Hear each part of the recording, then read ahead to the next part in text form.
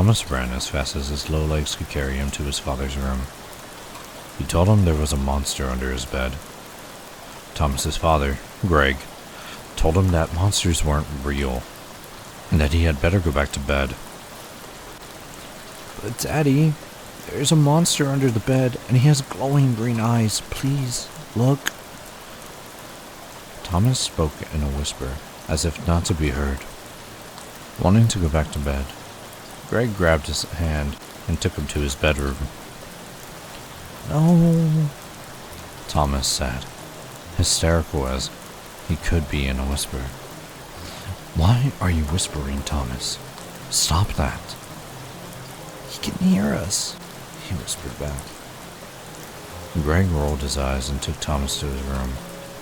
He looked under the bed, in the closet. Hell, he even looked out the window. And guess what? No monster. See, son, it was all in your imagination. He held up 2 glow-in-the-dark ping-pong balls as he tucked his son in. "Oh!" Thomas exclaimed, still in a slight hushed tone. Greg had snatched the ping-pong balls off his nightstand just before he left his room. Nothing like a little white lie to help set a child's mind at ease. Thomas got a goodnight kiss from his father, and off to sleep he went, thinking it was all just in his head. Greg, seeing that his trick worked, smiled and left to go back to bed. However, not 30 minutes had gone by, and Thomas was back in his father's bedside, telling him there was a monster under his bed. "Daddy, there's a monster under the bed, and he's drooling," Thomas whispered. His voice was so low that Greg could barely hear him at all.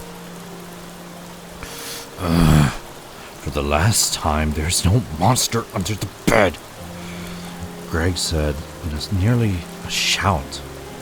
"Now, go to your room and go to sleep now." But Daddy, look." Thomas was near shaking him as he held out his hand to show his dad the ping-pong balls. Greg looked at them and suddenly was terrified.